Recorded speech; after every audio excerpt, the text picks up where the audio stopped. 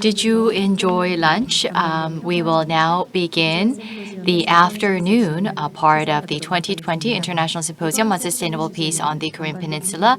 We will continue on with Session 3, Denuclearization and Peacemaking on the Korean Peninsula, Parallel or Sequential Approaches.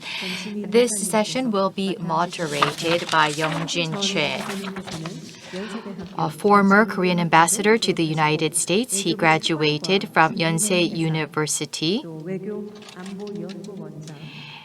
and he served as the United Nations operation, and he has ample experience in foreign affairs. He served as the Vice Foreign Minister and Assistant Secretary General for UN peacekeeping operations.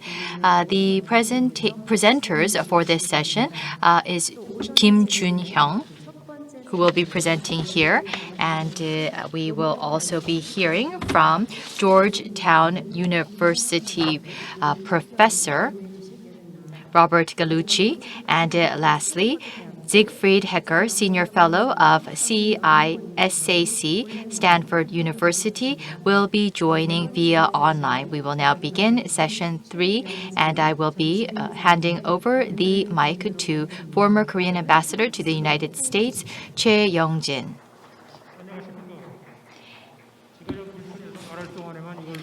It is a pleasure to meet you, and I will take off my face mask briefly to provide my remarks.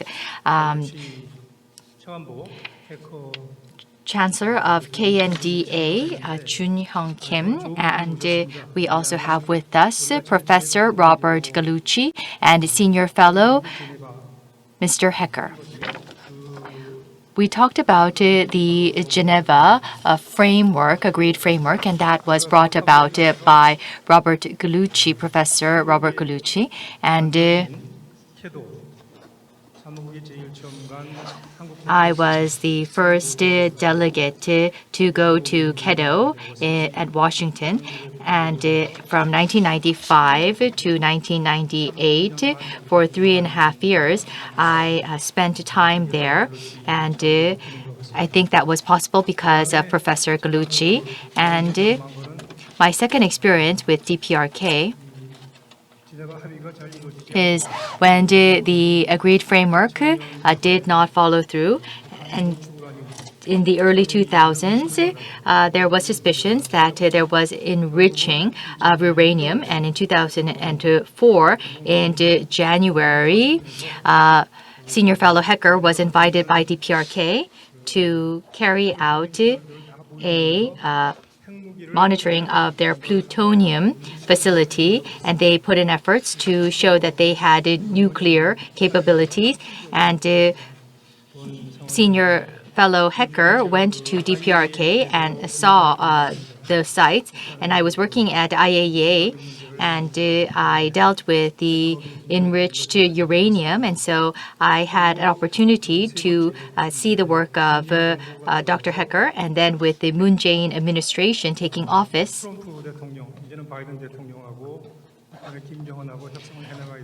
we will have to have the negotiations with the new elected Biden administration and Kim Jong-un, and Joon Kim of KDNA will have to take on a leadership role there. So we have these prominent experts in this session. And the title of Session 3 is very interesting, Denuclearization and Peacemaking on the Korean Peninsula. Is it going to be done in parallel or sequentially? So there are some implications here. Denuclearization and peacemaking. How is this going to be done? I think we all agree that we need to realize this. We have the agreed framework, and when Dr. Hecker went to DPRK, we did not know if DPRK had nukes or not. So we wanted CIVD, irreversible 또 그걸 변형해서 트럼프 대통령 밑에서는 giving up of nuclear weapons, and the Trump administration talked about FFVD. 그런 시기는 이미 다 지나갔죠. But such times have passed because DPRK now has nuclear weapons, and they have Scud missiles, the Nodong missile, and they can have a range that goes to Korea, Japan, and China. And they have nuclear weapons, and they have come to this stage with these capabilities. And so we will have to realize denuclearization and improvement of Washington and Pyongyang relations in parallel. But as you know, 미국에서 그런 입장을 표명을 했죠. 왜냐하면 Washington has stated their position that denuclearization and establishing lasting peace and normalizations of U.S. DPRK relations can go in parallel. So it cannot be done one after the other. But so the issue is here. How are we going to realize denuclearization? So we need to have an in-depth discussion on whether this can be done in parallel or sequentially.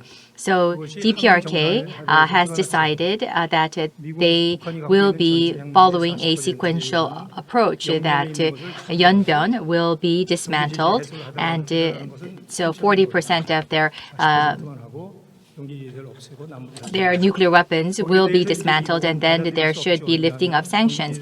But U.S. could not accept this, because if there is lifting of the sanctions and yet DPRK has 60% of their nuclear weapons, it will mean that DPRK will be recognized as a nuclear state. So not only Yeonbyeon, but they had to have another declaration. But DPRK refused this, and therefore the problem is this part. And so is peacemaking going to be done in parallel or in a sequential approach? Denuclearization, however, is the key point here. DPRK wants denuclearization done in a sequential order, step by step. So let us hear from each of our speakers. We will first hear from Mr. Kim Jun-hyun, and then Robert Gallucci, and Mr. Hecker. Thank you very much, Ambassador. Professor Kaluchi, you shaved your, because Trump is over, I heard, okay? let me know later. And good to see you, Dr. Hecker. And actually, I was instructed to speak in English, so I'll give a presentation like 15 minutes for English, and then I'll take questions in Korean later. Rather, focusing on this direct question about whether it's sequencer or parallel. I'll try to present more about Moon Jae-in's peace process, his initiative, what he's thinking, even though I don't know perfectly understand his vision, but close enough to observe deeply and a long time. We all living in very difficult situation, strategically, in addition to the COVID-19 pandemic, and especially Brexit and Trumpism and the surge of ultra-rightist populism illustrate that the failures within one's border are being blamed on those outside the borders. Northeast Asia is facing another era of confrontation. Especially the US-China strategic rivalry and the increasing security dilemma are complex and very difficult challenges. Geopolitically, a fault line has been created along the Korean Peninsula, the East China Sea, Taiwan Strait, and the South China Sea. Among these, the Korean Peninsula may become the most intense one. Exclusive, sometimes militant nationalism and the arms race are fiercer in Northeast Asia than in any other region. And the most of the region's leaders are relying on security populism to maintain or strengthen their domestic power. In this difficult time, President Moon is more committed to Korea's peaceful future, not to his domestic power calculation. Fighting against the 70 years of division and tension-ridden Korean Peninsula, the DPRK's completion of the nuclear development allowed Kim Jong-un to have a strategic decision about the future of his country. Either continue to be poor with the nukes or prosper by giving up the nukes and joining the international community. Right before Singapore summit, Kim once emphasized, if we maintain frequent meetings and build trust with the US and receive a promise for an end to war and the non-aggression treaty, then why would we need to live in difficulty by keeping our nuclear weapons? End of quote. From early 2018 to early 2019, great achievement has been reached in a short span of time. 2 US DPRK summits and 3 inter-Korean summit meetings in which the leaders agreed on the principle of complete denuclearization through peaceful means. Both the Panmunjom Declaration and Singapore Declaration include historic joint commitments to establish peace regime on the Korean Peninsula to replace the armistice regime. Although talks stalled over what comes first, denuclearization or security guarantee, negotiation remains the most viable course. While maximum pressures through sanctions has limited effect, military options are still unacceptable. The whole point of diplomacy is to keep Kim Jong-un at the negotiating table. It is more realistic for the two sides to continue to build trust through finding a zone of possible agreement and create opportunity to advance to the next step. The reasons behind Kim's decision to come to the table are multifaceted.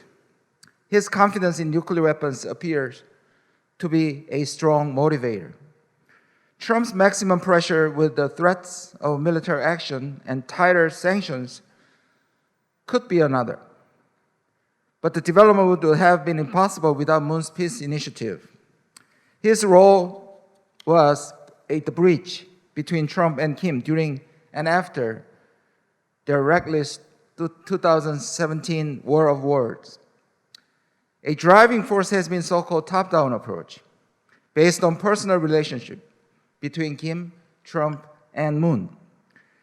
This is distrusted by the traditional security communities of hardliners in both US and ROK. Especially after the February 2019 Hanoi summit ended without a deal. It must be stressed that the peace process is not an effort to entirely dismantle the framework of 1953 Armistice Agreement. It involves a range of state-to-state and people-to-people relationships, all designed to promote security and cooperation on the Korean Peninsula. By the same token, the process is also not the same as a full reconciliation or peaceful unification of the two Koreas. Rather, it is a step in that direction. Within this context, the pursuit of peace on the Korean Peninsula must surmount an inevitable so-called structural trilemma involving a peace regime, denuclearization, and alliance. Two may be achieved within little conflict, but all three cannot rarely or hardly be achieved simultaneously without one being undermined or even abandoned. The classic deterrence-focused peacekeeping method has been to pursue denuclearization and the alliance over a peace regime. But President Moon Jae-in has strong conviction that he can overcome this trilemma and simultaneously achieve all three goals.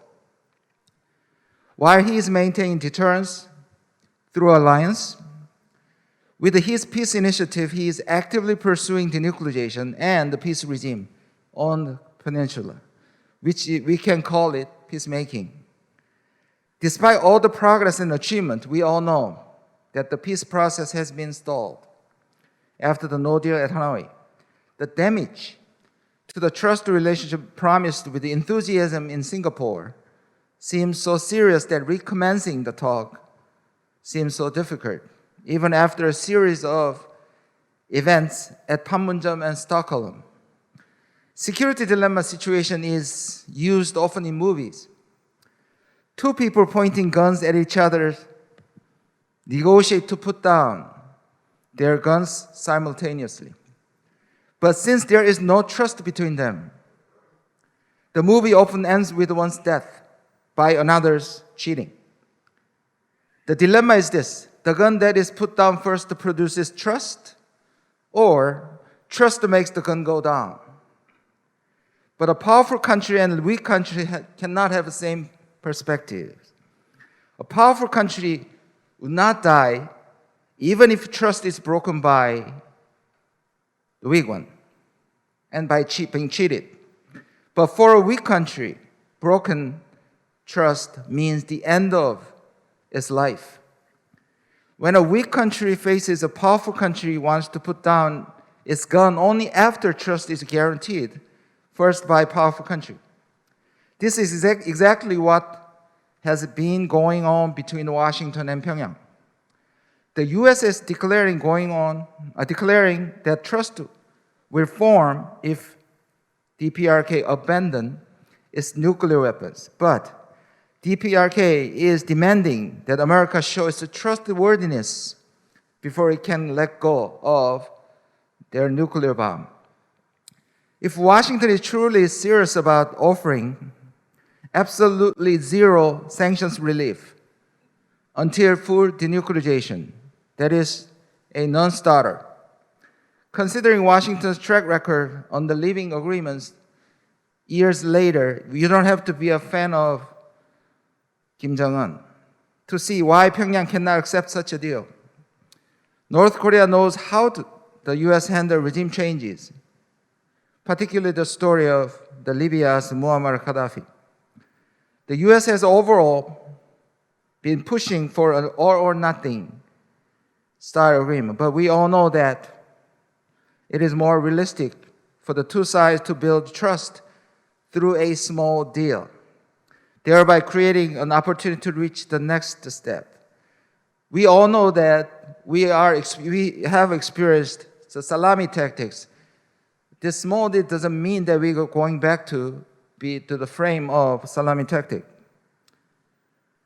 Although it would be great for the DPRK to disclose and dismantle all its nuclear program at once, many people now realize that this is practically impossible. The Moon administration will continue its effort to achieve complete denuclearization and the establishment of solid peace regime on the Korean Peninsula, making a political declaration of ending war a starting point for peace negotiation. The ROK government will endeavor to conclude a peace agreement at the final stage of complete denuclearization. The result of presidential election 2020 in the US will add a new dimension to the peace process on the Korean Peninsula. Moon expressed his hope that incoming Biden administration to uphold progress made by his predecessor toward denuclearization and establishing peace. President Moon vowed to work with President-elect Biden to maintain his North Korean policy, while members of his party, government party, expressed hope that he would continue his predecessor's engagement with Pyongyang. Many analysts argue that the Biden's U.S. is expected to return to a more conventional approach toward denuclearization of North Korea. The Biden administration would also work with the allies to denuclearize North Korea. Nevertheless, in the second presidential debate, Biden said he would meet Kim on the condition that Kim agrees to reduce nuclear capability. He never mentioned about CVID or any conditions. Only condition is to reduce to do something about reduction of nuclear program. The Moon administration must utilize it and make a full effort to persuade the Biden administration not to abandon what Trump accomplished and to pursue more practical approach while combining his own bottom-up diplomacy with the predecessors top-down. The problem of bottom-up is bottom-up negotiations worked, but it never went up. But under Trump, top is working, but never went down to materialize. In that sense, our government position is simultaneous agreement, but sequential or step-by-step implementations. I think that is most rational and reasonable method. I'll stop here. Thank you very much.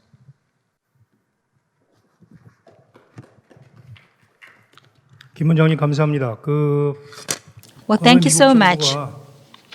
So far, the U.S. administration has maintained the position that the denuclearization should be the precondition for further discussions, and you explained why they should be regarded as unreasonable, and also with a lot of past experiences of having summits, the top-down system was seen as some of the promising silver line for the future options. And with the Biden administration, bottom-up will be expected to happen in that administration. But you think that there should be a mixture of bottom-up and top-down system together so that they can have the reasonable and rational solutions toward the denuclearization issue of the North Korea. Now the floor is for Mr. Gallucci. Mr. Gallucci, the floor is yours now. Thank you, Mr. Ambassador. I don't know what the Biden administration is actually going to do on the issue of North Korea, but I have some hopes and expectations that I thought I'd share with you. The first is that the president will ask for a policy review. I think that would be wise. Not one that goes on for months and months and months and nothing happens. I mean, a policy review, though, as he might on Iran and he might on a few other issues come to mind in foreign policy. But I think a policy review in this case would be appropriate. Second, I think the president might think about reaching out to Chairman Kim, in a message.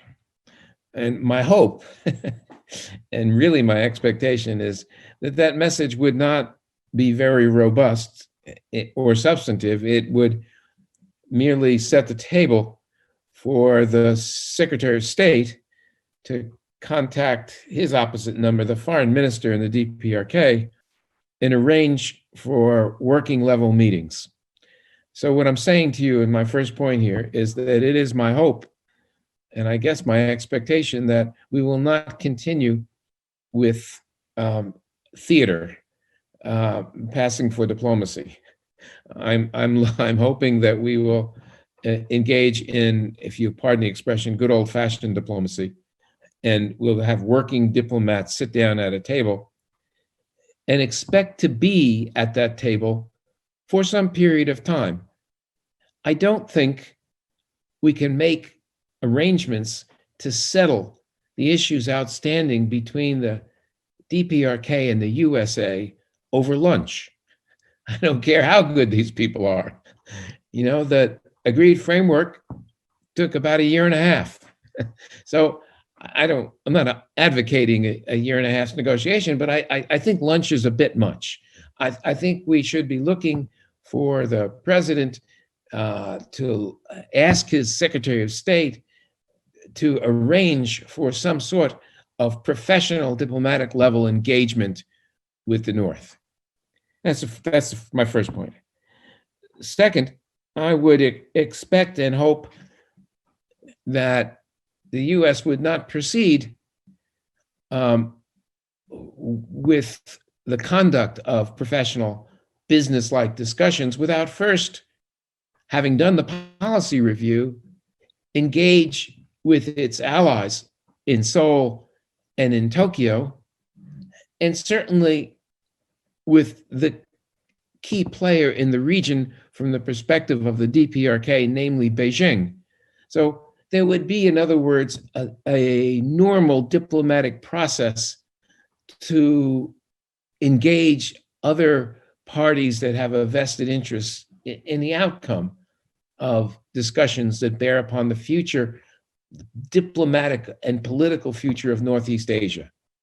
Right? And then I would anticipate that there would be a period of time in which professional diplomats would discuss outstanding issues.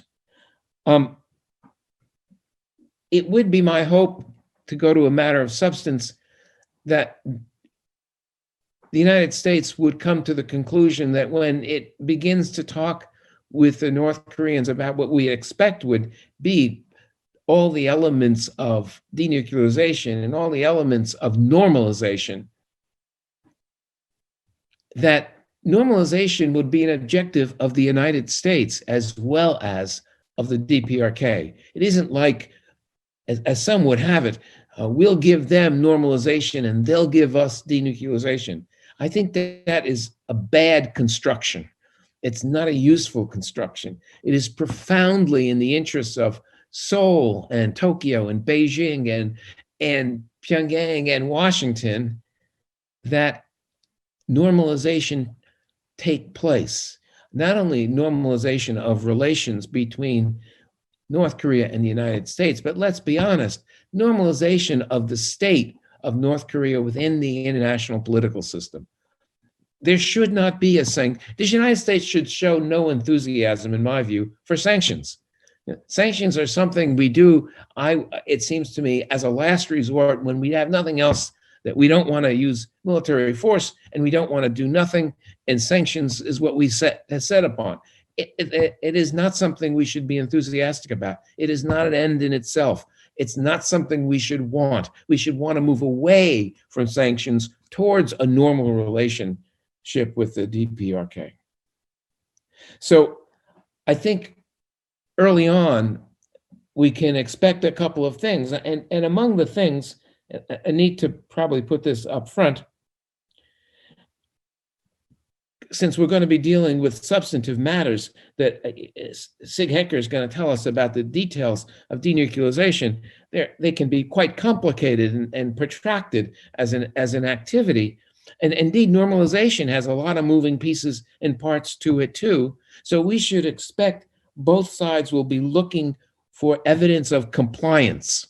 That whatever we want the North to do in order that we have a normal relationship with, whether it's on the denuclearization side or whatever, that we should be expecting that our discussions would involve monitoring, verification. They should involve the things upon one. I know that we like to say we want to build trust. And I know there's an aphorism from Ronald Reagan, trust but verify.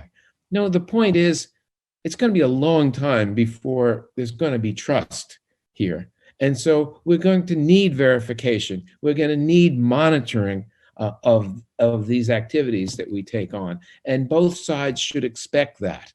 And this should not be something that, as I've heard even just in the course today of another panel, which the North will only engage in grudgingly. Well, this should not be grudging. We should understand this has got to be part of it. And among the other things we should expect is that there's going to be a process of reciprocity. Now, I know we want to figure out whether someone does everything and then someone else does other stuff, or do things happen simultaneously? I don't know the answer to that question.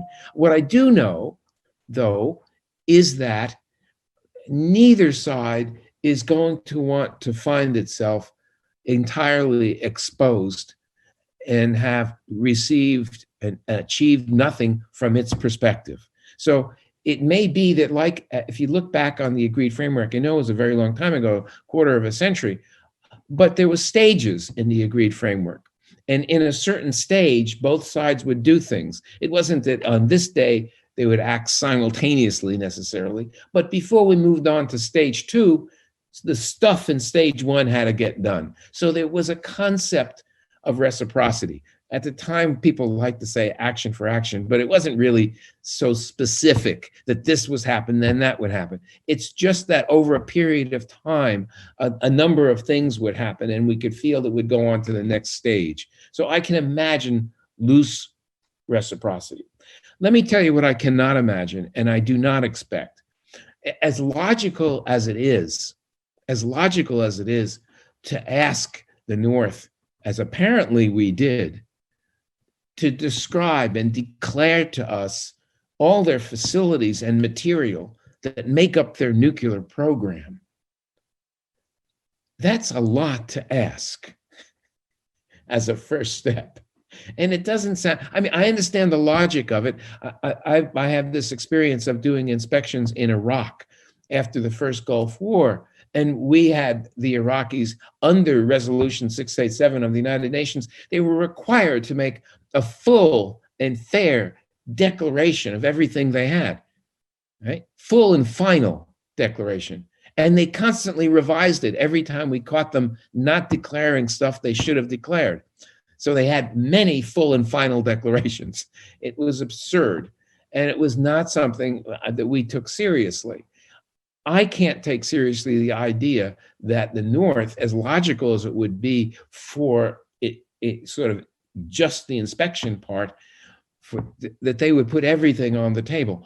That doesn't make any sense to me. It does seem that this is going to be a process. It's going to take time, that we're going to have to see progress in the process. We're going to have to see a freeze. We're going to have to see a reduction, right? But we're not going to get to a point in which we really believe the North could qualify as an NPT party and pass IAEA safeguards, that all nuclear material and equipment is subject to IAEA safeguards. And that's not going to be something that happens immediately. It's going to take a period of time.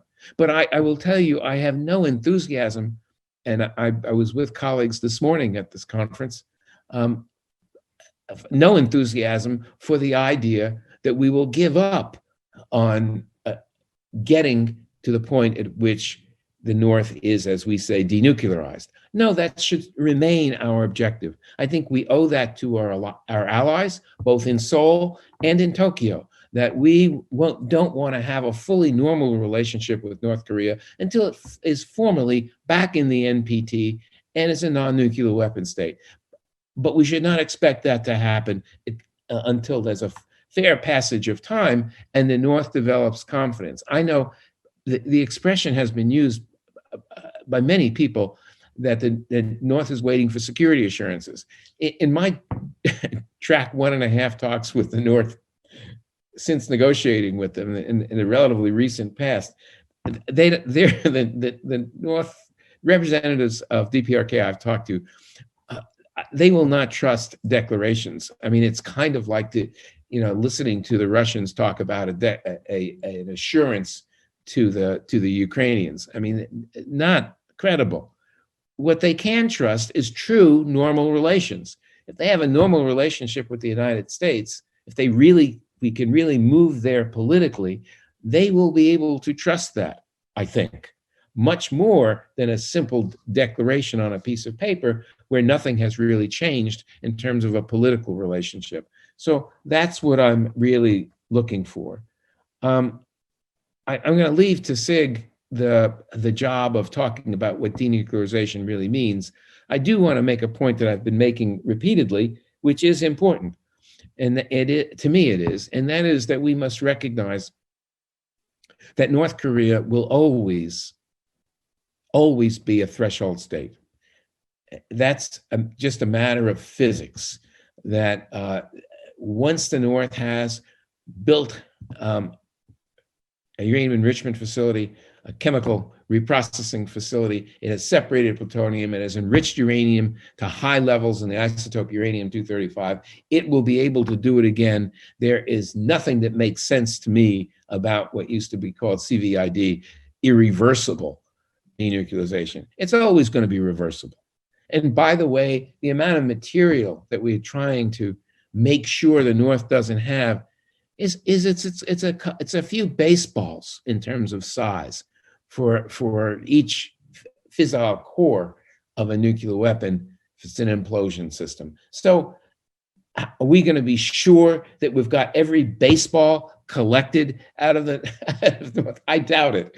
So what we're really talking about is a political objective that we monitor to the best of our ability through an international agency like the IAEA.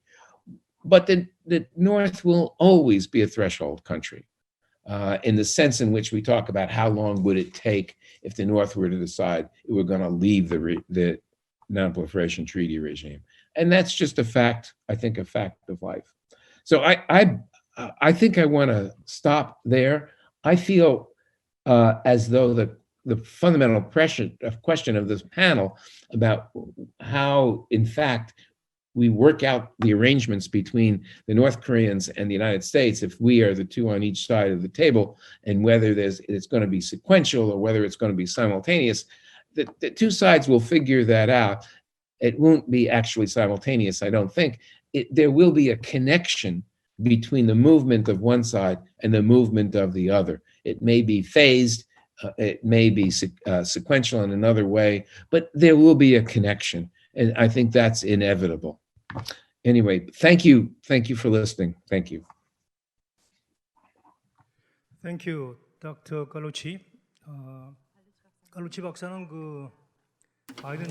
Dr. Gallucci stated that he cannot say what the Biden administration will do, but at least they will have a policy review, and they will devise a future based on that policy review. However, an important point is that they will avoid a top-down method. They will follow a more traditional method.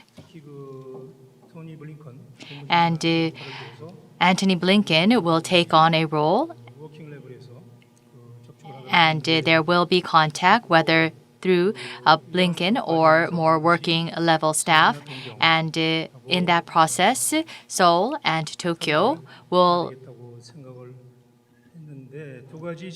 also have to consult with Washington. And an interesting point was about the verification and monitoring, that it is a must to have that phase.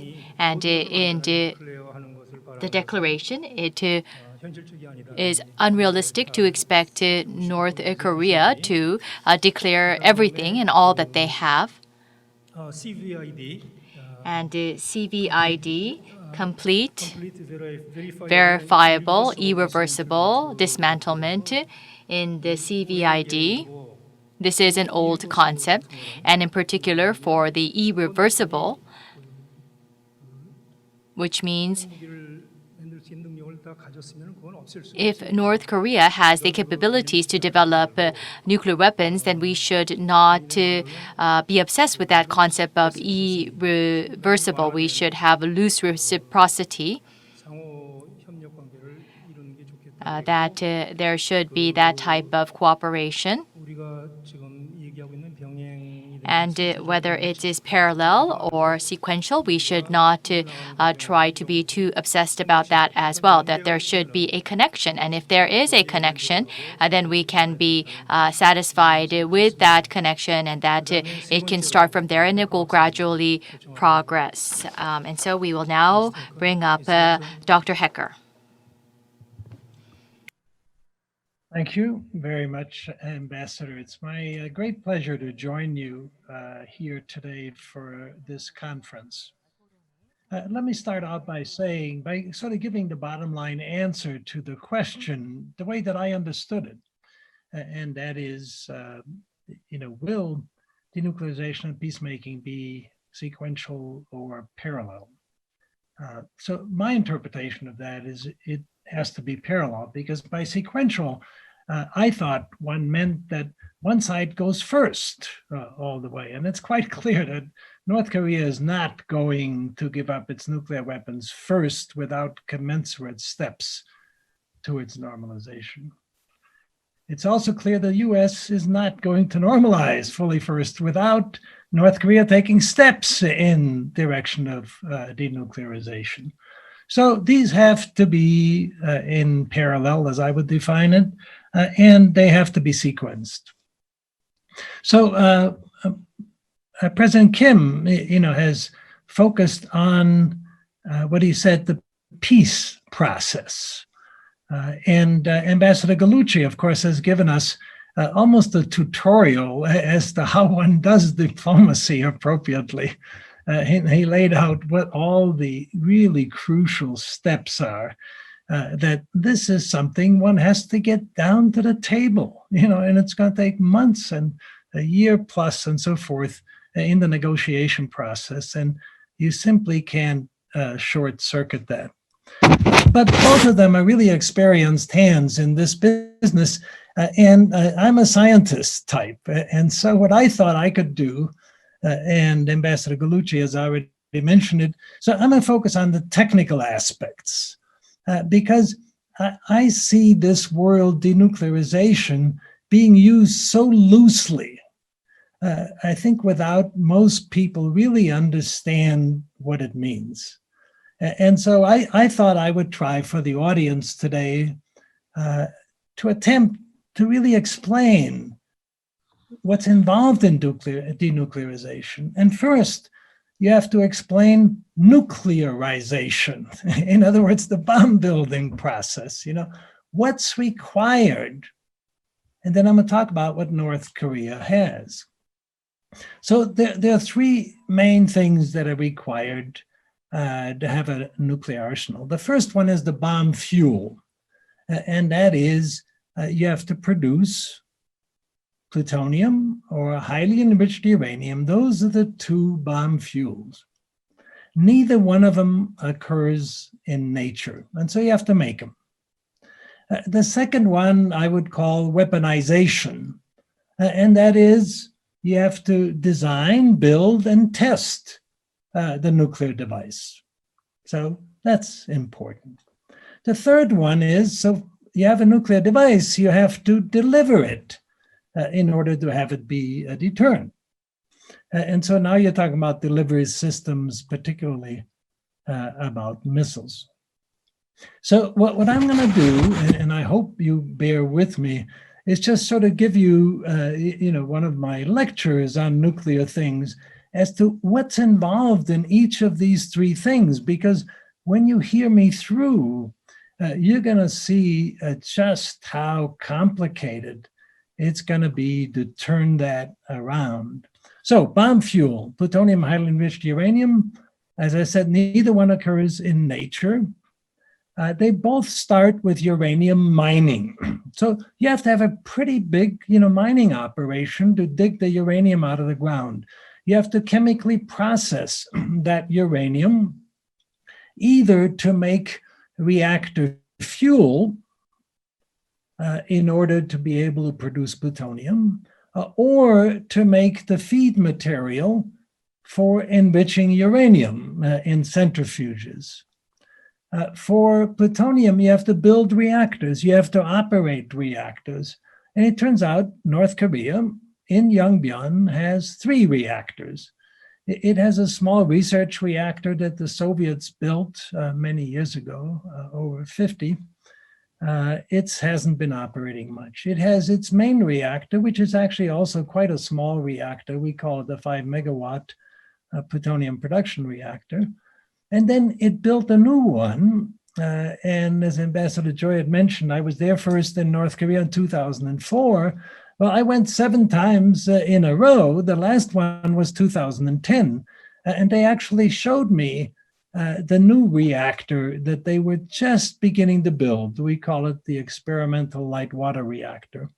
So they have 3 reactors. Only one of them has been operating. And even that one hasn't operated for the past year. So it turns out, for good physics reasons, you make plutonium if you operate the reactor, but then you have to chemically extract the plutonium from what we call the spent fuel. So you need a reprocessing facility. So that's what you need to make plutonium. For uranium, you make a special compound called uranium hexafluoride. You spin it in a centrifuge, and that allows you to enrich Mother Nature's uranium to the point that it's weapon grade. If you want to build hydrogen bombs, it turns out you not only need your highly enriched uranium and plutonium, but you need various forms of heavy hydrogen, particularly tritium. But it turns out you also need reactors to make tritium, and you also have to be able to extract the tritium. So again, those are important facilities. So it turns out most of these things that I just told you, making the uranium, making the plutonium, making the tritium, those are all located in Yongbyon. And in fact, only Yongbyon can make plutonium and tritium. They also make the enriched uranium. And in fact, that's what they showed me in 2010. Quite frankly, that was just, it was mind-boggling. I did not expect them. I knew they had uranium enrichment. I did not expect them to have such a modern facility, but they have one. But it's also clear from what I saw, they have at least another, perhaps two other uranium centrifuge facilities someplace else in North Korea. Now, just to give you an idea, so all of these are the sort of fissile materials production complex facilities in the United States. Those particularly during the Manhattan Project and then for many decades after, they were, some of you will recognize those names, like the Hanford site in the state of Washington, Savannah River in the state of South Carolina, the Oak Ridge site in Tennessee. Those were enormous operations. And quite frankly, the operations in North Korea are also substantial, like Yongbyon, certainly hundreds of facilities, several thousand people, probably another 1,000 people in the mining business and so forth. So this is a big time operation. The second one, weaponization, design, build, and test. You need people who know physics, who know materials, who know some chemistry. They have to have computers. They have a design bureau. It's actually very interesting. The North Koreans have decided to give us a slight peek, at least, by mentioning what they call the Nuclear Weapons Institute. And the director of the Yongbyon facility, when I was there, Dr. Lee Hang-sup, he then became the head of the Nuclear Weapons Institute. So that place designs and it does all of the engineering and the physics and the materials and so forth. So that's a little bit like Los Alamos Laboratory, my home for actually now almost 55 years off and on, or Lawrence Livermore, our second lab, or Sandia Laboratory. You need non-nuclear materials, that is high explosives, you need electronics, you need non-nuclear testing grounds, you need to be able to manufacture the weapons, you have to assemble them. All of those, again, are major facilities with lots of people, lots of capabilities. Then you need nuclear testing. The United States did nuclear testing primarily in Nevada test site, but also in the Pacific in the early years. So if you now again look at North Korea, they have those capabilities. Again, we have them in the United States. You also need weapons assembly, weapons storage sites. Okay, let me go on to the delivery part. That is the missile part. You need missile design bureaus. You need factories that make those. You need rocket motor test stands. You need to be able to make the mobile launchers for mobile launching of satellites. You need the various missile launch sites, and North Korea is reputed to have, more than 20 of those, more than 20 mobile sites for missiles. You need to be able to track missiles, telemetry, associated technologies. Then you have the strategic rocket forces, who also have to worry about the whole business of command and control of these weapons. And so that's a huge technical and military enterprise. And so the point that I want to make is that you must understand these aspects if you're going to construct a parallel reciprocal process. So in other words, if you're going to give something on the normalization end, you want to make sure that what you get back in denuclearization actually reduces the risks of what they pose. Not that it just feels good politically, or that ideology says we must get North Korea to do this. That is one of my principal complaints about what the United States has done in the last 20 years, since 2000. It has not done that technically informed risk-benefit assessment when the North Koreans have done something, have made some advances. And so that's why I explain in that sort of excruciating detail why those things are important. And there should be technical people, who advise the diplomats to make that trade-off.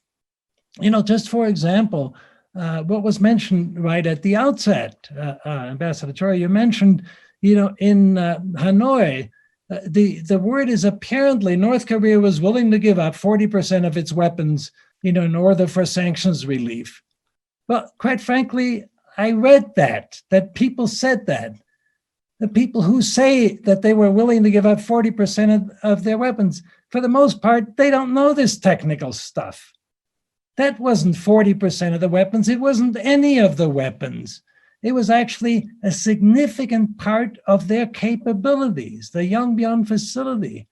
And so those are the things that must be understood and factored in the appropriate way. Okay, so let me go on to just mention several other ground truths as to why then denuclearization is going to be so difficult. Some people look at the fact that North Korea, this poor, destitute country, how could they have developed all of this? They must have stolen everything. Well, they didn't. It turns out most of these things, and again, I've been in North Korea 7 times. I've seen that. I've talked to their technical people. They are very competent. They are very professional. And most of the things that they've built are actually indigenously built. Now, having said that, they've also been very clever over the years as how to learn from other countries, how to reverse engineer, or how to, through covert acquisition, have managed to get various bits and pieces of what they need. For example, rocket motors. They've had good relations over the years, either Russia or with the Ukraine, and in early centrifuge work with some cooperation with Pakistan. But we should not underestimate, North Korea has done this. And there are very few countries in the entire world that have been able to do this.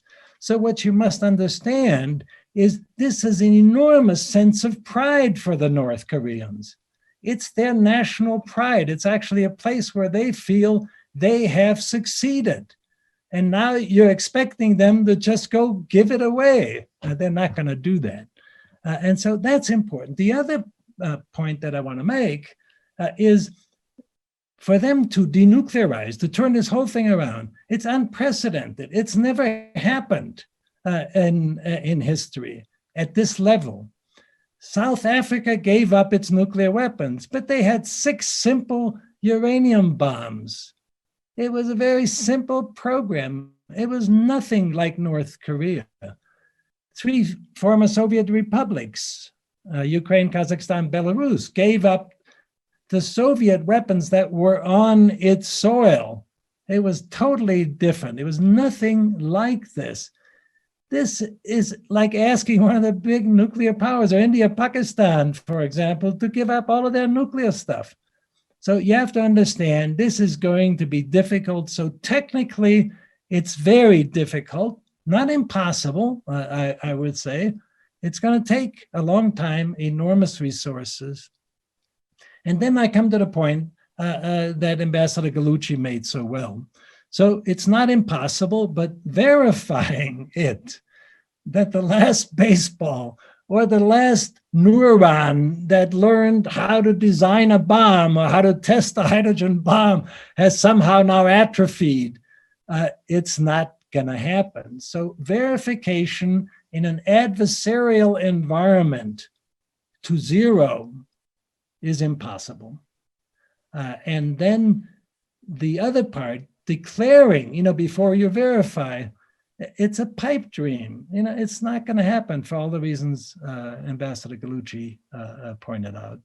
So they're not going to unlearn what they do. Let me pay attention to the time and try to get to make just a couple of final points. And that is, denuclearization has changed what's required dramatically since that word first appeared in the lexicon of the two Koreas. And that was in the January 1992 Joint Declaration of Denuclearization of the Korean Peninsula. That was the declaration. That's when the word was used. So let's just take a step now. By the end of 2000, as Ambassador Gallucci was there negotiating the agreed framework and so forth, hey, this was a reasonably straightforward issue. It wasn't that difficult. They didn't have any nuclear weapons, that's my opinion. Plutonium production was frozen, and they had a covert, nascent uranium enrichment effort. But it wasn't much yet, but it definitely was there. So that's not much. Bush administration came in, they didn't like the agreed framework. They said the North Koreans are cheating. They killed the agreed framework. Well, let me just get to the end of the Bush administration. By the end of 2008, they had a handful of nuclear weapons. They had done the nuclear tests. They renewed the plutonium production. They were essentially ready for enriched uranium production, and they had done some more missile tests. Okay, now all of a sudden denuclearization was more difficult. The Obama administration came in, and let me just again go to the end of the administration just to show you how none of them have been successful. End of Obama administration, my estimate is they had around 20-some nuclear weapons. They had done 5 nuclear tests. They had both plutonium and highly enriched uranium production capabilities. They were producing tritium, and they had lots of missile tests. Well, so when Trump administration came in, all of a sudden denuclearization was a really big deal.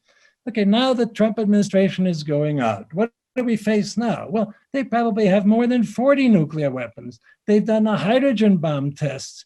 They have more highly enriched uranium. They've done ICBM tests and other missile advances. Well, if you're going to roll all of that back, you better, you think about how you're going to do that. So that's difficult. So those are the technical issues. Military and politically, I think it's even going to be more difficult. North Korea relies on nuclear weapons now, all these things that I told you, for security of the regime and for their country. And the military and nuclear complex is not going to be very happy to do serious denuclearization. So militarily and politically, it's going to be really difficult. So let me now go up to finish it up to the top and say, okay, how can we work this? The only chance, as I said, is in parallel. That is to try to create those conditions that would allow Kim Jong-un to first roll back and then eventually eliminate the nuclear weapons. And to make it possible, not only to eliminate, but actually, hopefully to verify. My recommendation has been actually to do what I call cooperative conversion. In other words, try to convince them that we've established a security environment in such a fashion as Ambassador Gallucci pointed out, that would allow them to take their military nuclear and convert it to civilian nuclear electricity, nuclear medicine, to take their missile endeavors and turn it into space-related endeavors. And so with that, I complete my the technical presentation and say the peacemaking part has already been covered by President Kim, and that certainly to me is something that has to be left primarily for the North and South. The US role should be to try to normalize relations with the North and create the security environment that allows the two Koreas to proceed. Sorry for going on so long, but thank you for paying attention. Very much, Dr. Echo. 고맙습니다. 그 발표하신 Thank you very much. 내용은 이제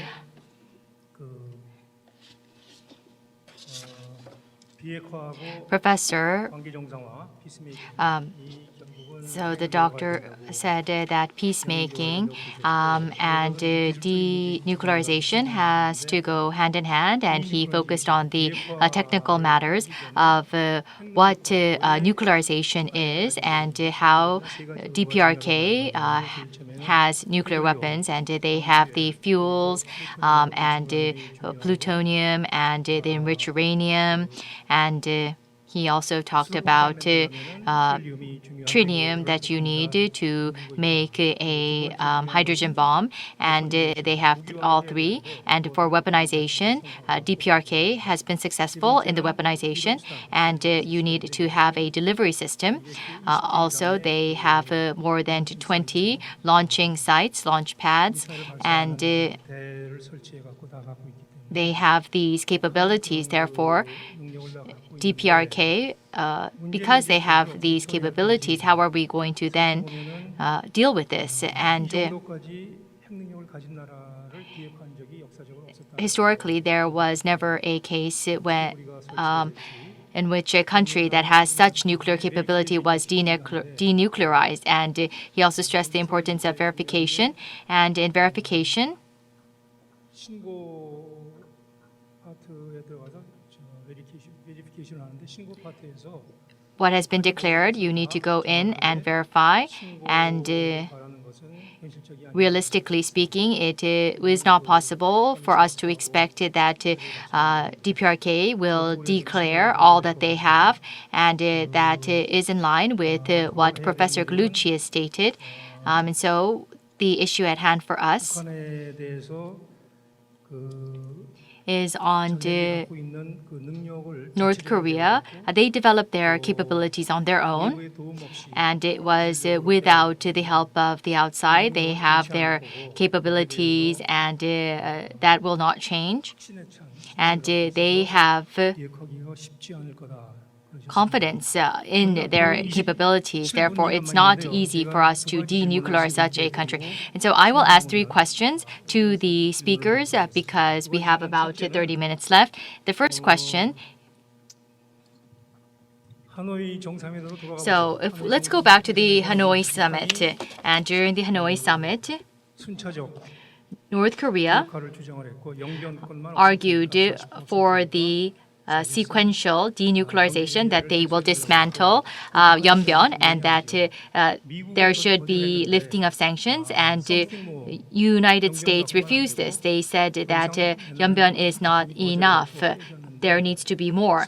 And for this something more, on that part, can all 3 of you mention? So the remaining 60% other than Yeonbyeon, 선언이 아니라면 두 분 다 불가능하다고 생각하시는 if you do not feel that it is possible to declare everything, then what would have led to a deal? And what needs to be done for the lifting of sanctions? 많은 사람들이 그게 And many say that 있는 핵시설을 for the facilities that they have, Yeonbyeon 40% and the remaining 60% that there should be a declaration. We thought that it was a declaration, but what would have led to a deal? And so this will apply to the Biden administration. What will be required from North Korea for there to be, 뭘 내놓으면 완전한 건 불가능하고 even if it cannot be complete, at least what can lead to a starting point. And Perry spoke about a phased process, and he stated that North Korea will not give up their nuclear capabilities, and Dr. Kim also mentioned this. So North Korea now has nuclear weapons with all of their efforts, and in history we have not seen a country that has given up their nuclear weapons, and then in that case 북한이 갖고 있는 것을 what should be our approach? Should it be more on the management? Of course, we do need to continuously try to manage 해나가면서 North Korea, and North Korea has to change their position and attitude. So maybe we need to change our approach to try to manage North Korea more. And I would like to hear from all three of our speakers. 네, 감사합니다. 역시 두 분하고 Thank you very much. 또 우리 대사님 포함해서 하다 보면 굉장히 많은 것들을 생각하게 So, 하는데요. Ambassador and the two panelists have given me a lot of food to think about. And 전체를 보면 패러렐일 수밖에 so, 없다고 생각합니다. 왜냐하면 if you look at the big picture, it has to be parallel. 시큐리티 딜레마를 나타내는 So, 두 사람의 서로 The 총을 겨누고 security 있는 dilemma that I spoke about when the people 누가 are 먼저 pointing 내려놓을 것이냐는 guns at one another and one has to lower their gun. 포기하지 And 않는 한에서는 unless 목숨이 걸려 있는 북한이 포기하기 U.S. 힘들다는 gives 거거든요. up DPRK because it is their life, they cannot give it up. Therefore, overall, it will be parallel, but in the interim phase and in the practical sense, I think sequential is possible within the parallel framework. And so sequential and parallel can be used together. But what we need to pay attention to is during the six-party talks, they talked about word-to-word, action for action. It was DPRK who stressed this. And Chairman Kim Jong-un, recently what they seem to be doing is similar to what Robert Gallucci stated. It's a loose reciprocity. In the past, DPRK said that there should be action for action and word for word, but they talked about Punggye-ri and Dongchang-ri and stopping of their missile test and their nuke test. So even though they did not receive concessions from United States, they took a couple of steps first and then made requests. But the U.S., Washington, did not take steps. So this was unlike the approach that North Korea took in the past. I think that there were changes from DPRK's part, and U.S. and DPRK were pointing guns at one another, and DPRK showed that they could take a couple of steps into lowering their gun. And I think that Chairman Kim Jong-un, in the overall structure, they realize that they have the shorter stick. So DPRK will have to take like early stage steps, and most of the measures that United States needs to take are at the latter stage.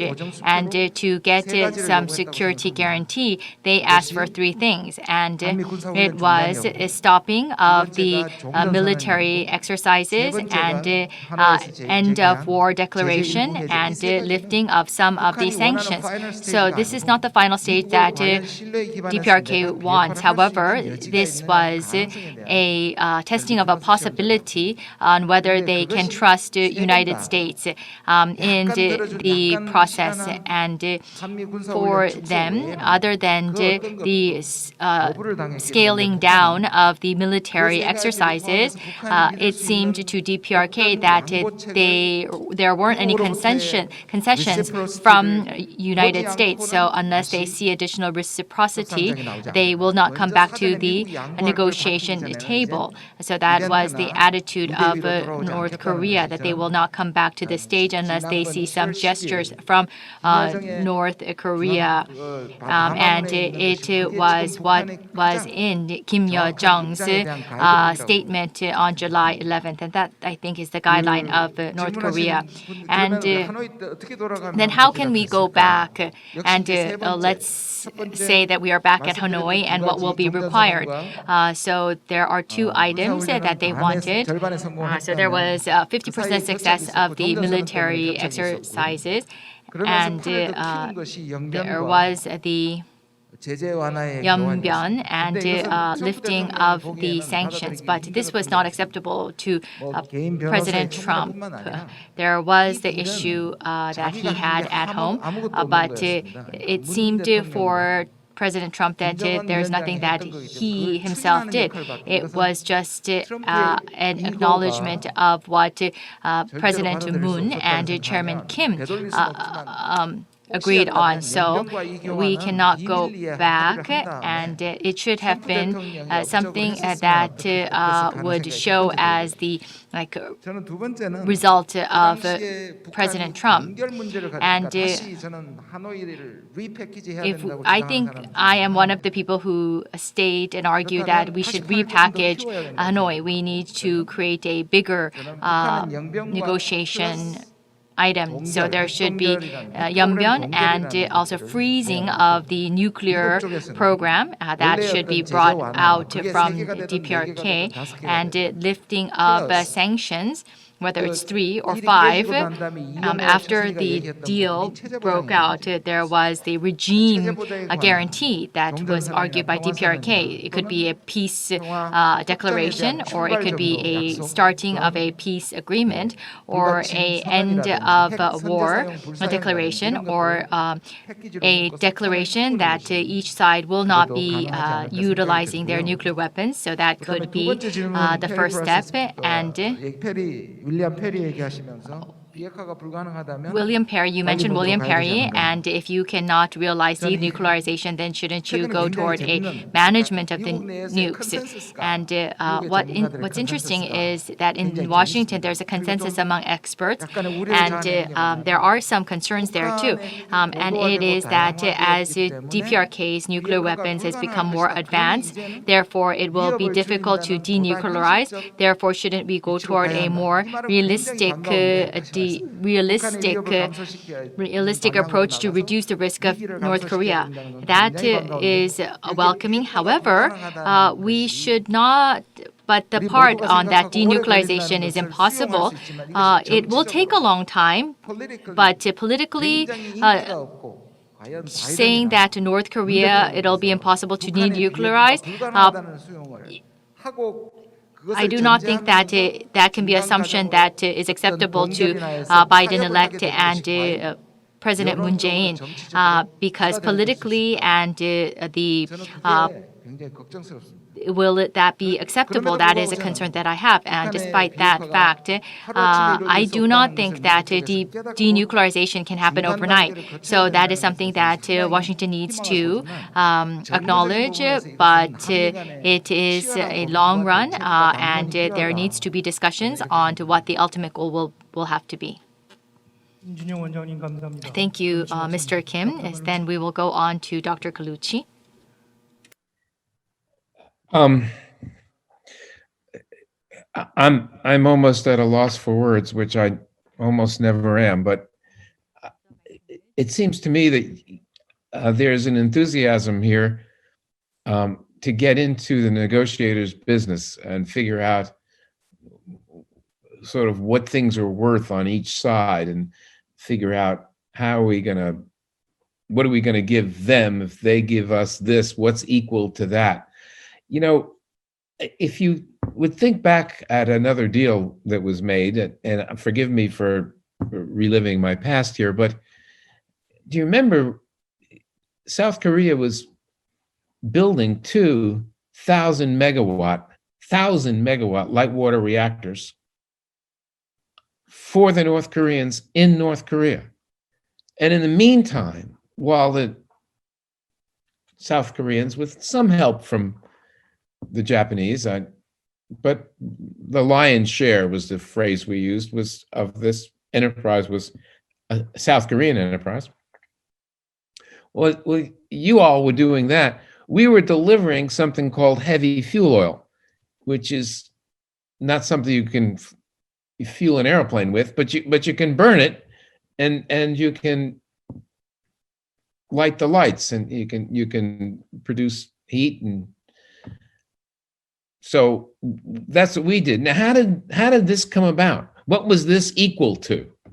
Well, the North was giving up its facilities at Yangbian, and it was taking apart its chemical separation plant.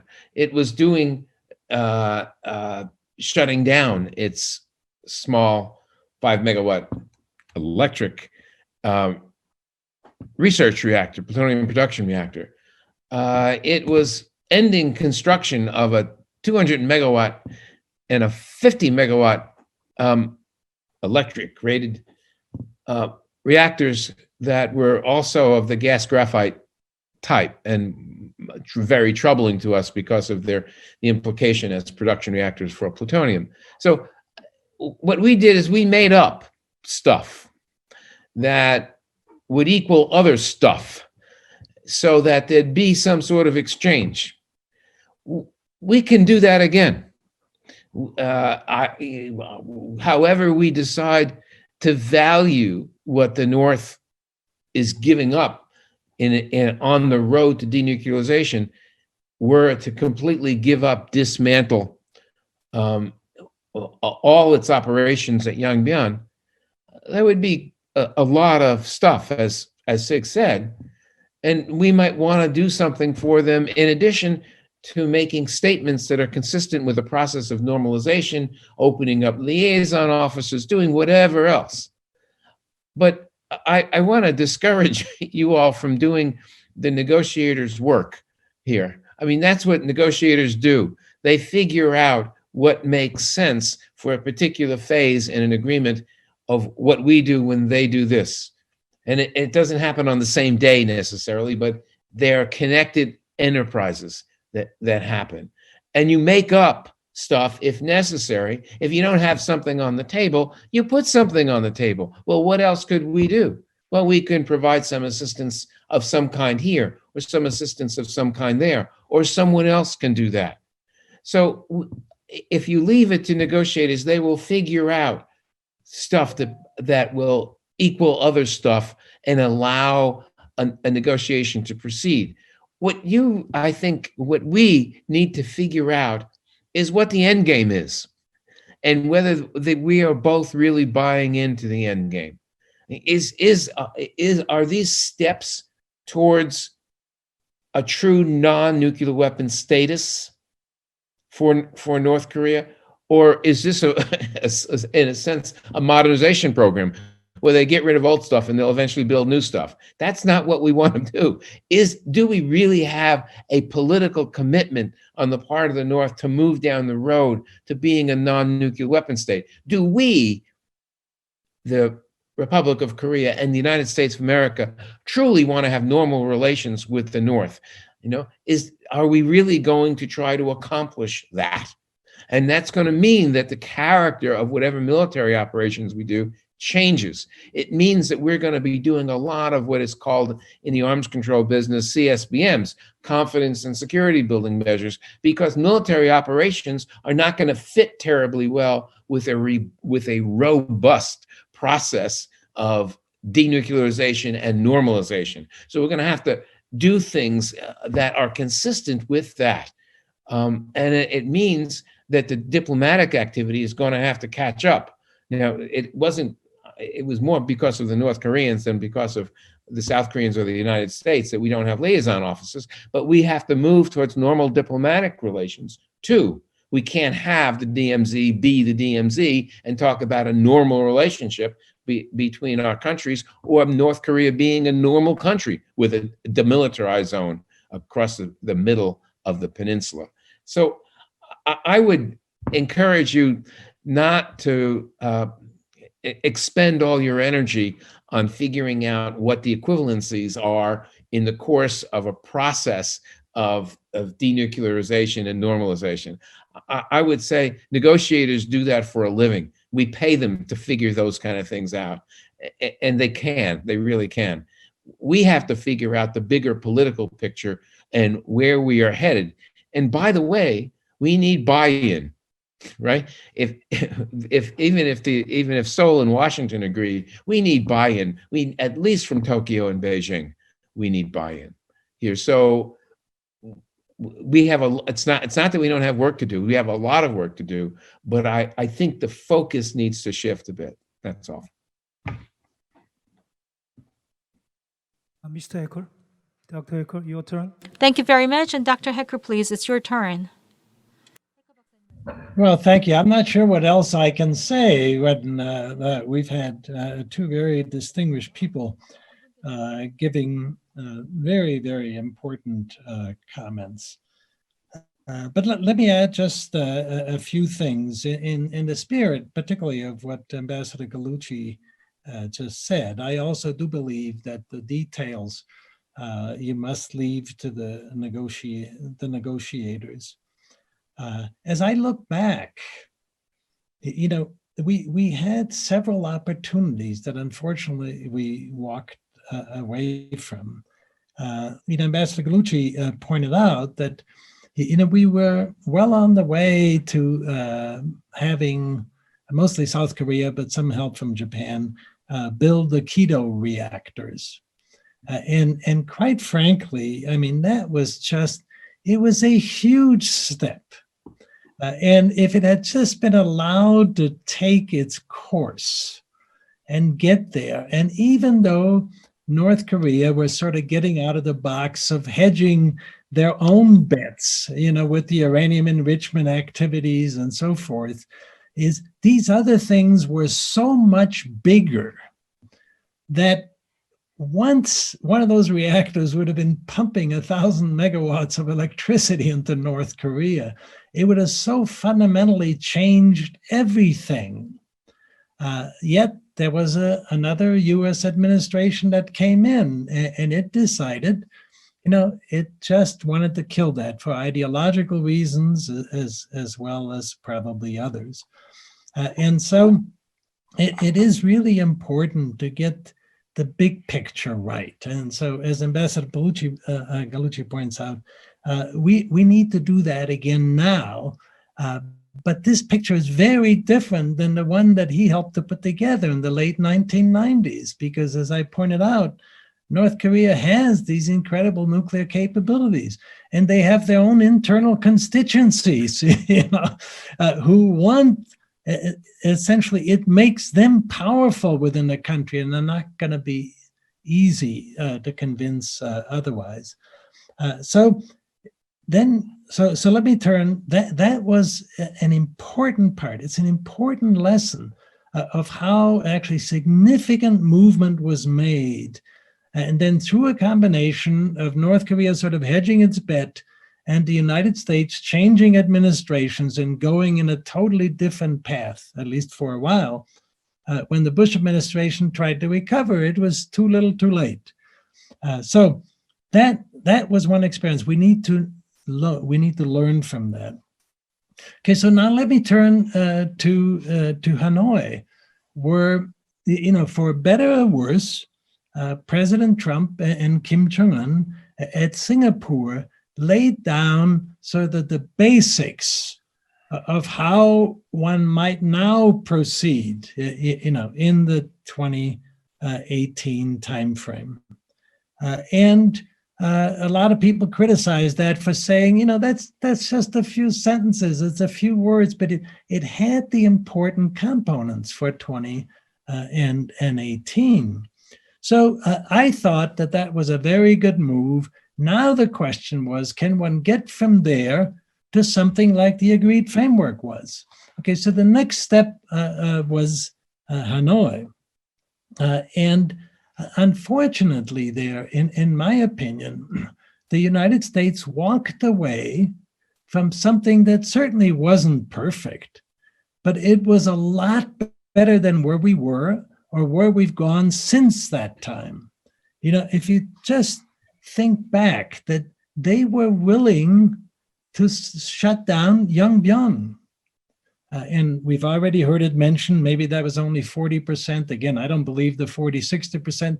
Yongbyon, in terms of making highly enriched and plutonium, was the thing. Sure, they had other facilities here or there, but if you shut down Yongbyon, you know everything about those processes, you know about the people, you know everything.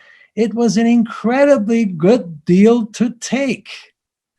And yet, President Trump was talked into not taking that deal. So, now we're here again, and they've advanced, farther since that time. So how does one go on? And Ambassador, Galucci gave you, the general roadmap. Eventually, you got to let the professional negotiators handle these, and then make sure we get everything lined up. And indeed, we're actually still in a position where we can take reasonable risks as long as we are working together.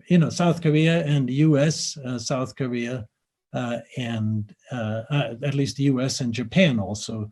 If we can't get all three of them to work together, at least get the two to work together in tandem.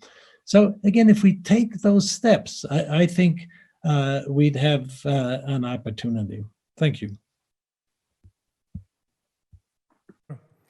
1시간 25분 동안 수고 많으셨습니다. Well, it's been 1 hour and 25 minutes. Thank you very much for your cooperation so far. We'd like to open the floor to take the questions from the audience now. Please raise your hand.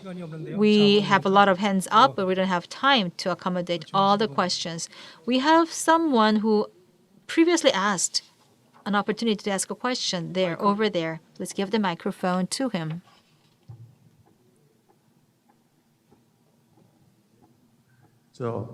Thank you. I have a question to Ambassador Gallucci. In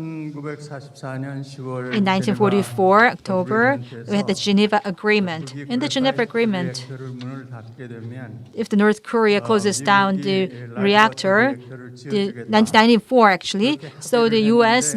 promised to have a light water reactor, LWR, but LWR was not in place afterwards. Was it a lie from the U.S. in 1994? No, it was not a lie. We agreed in 1994 that we, the United States, there was actually a letter signed by President Clinton supporting the activity, which would really be undertaken principally by the Republic of Korea, but also with help from Japan, to build 2,000 megawatt reactors. I resisted efforts by my opposite number, my negotiating partner, Kang Suk-ju, who wanted me to put various time frames on the completion of the first reactor and the completion of the second reactor. And the advice I got from everybody who knew about construction of modern light water reactors, even in countries that had a fair infrastructure, and North Korea does not fit that description, is that they can take a long time, and one can be surprised at how long they would take. So I said we would work in good faith to build these reactors as quickly as we could, and we would be incentivized by the additional steps the North would take that would only be taken as we got to the nuclear steam supply system and the other key elements of the power reactors. So we would be moving out as quickly as possible. Plus, of course, the South was bearing the brunt of the cost, the financial cost, as well as doing the work here. So I would say that while there were intermittent complaints from the North about the delivery of heavy fuel oil and whether we were on our monthly schedule or not, and whether we were moving out quickly enough with the light water reactor construction, I followed these things pretty closely. And I would say we acted in very good faith. There were non-trivial problems in building these reactors in North Korea, but I think that we were on track. And had the agreement not fallen apart early in the Bush administration, I think there would be 2,000 megawatt light water reactors in North Korea right now. Now, don't ask me how that would fit with the grid that exists in North Korea, because these increments of electricity were not appropriate for that grid. But that's another problem, and we had ideas about how we would work that out over time. But the short answer to the gentleman's question is that we acted in good faith. The South did as well, and that was not the reason that the reactors were never completed. Thank you. 예, 제가 1분만 요청을 했습니다. I asked for 1 minute, 세 and 가지 pitfall을 꼭 말드리고 싶습니다. I wanted to talk about 3 pitfalls that might send the wrong signal. Because politically popular.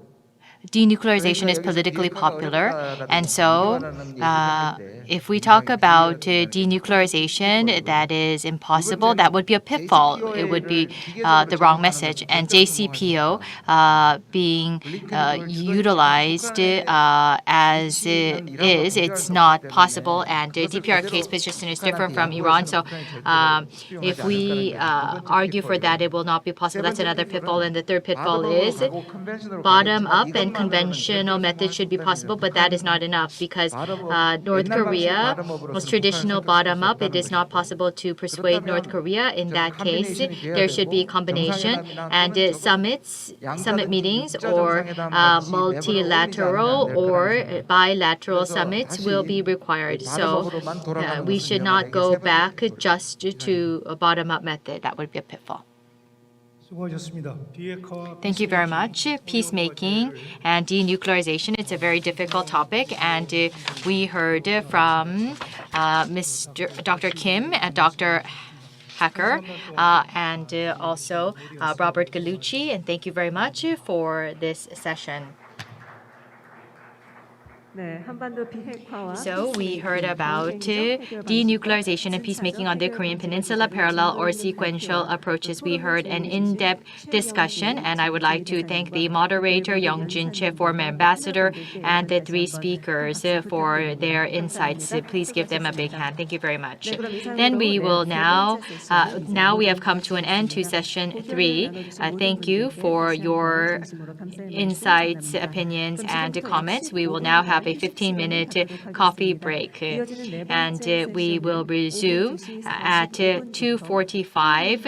And the title of session 4 is Culture, Peace, and Korea's Image in the World. We ask for your participation and interest in session 4. After session 4, we will have a quiz event, and we ask for your active participation, and you can become the lucky winner of our lucky draw. And the SNS certification will continue on until the end of today's symposium. We will see you back at 2:45. Please enjoy the coffee break.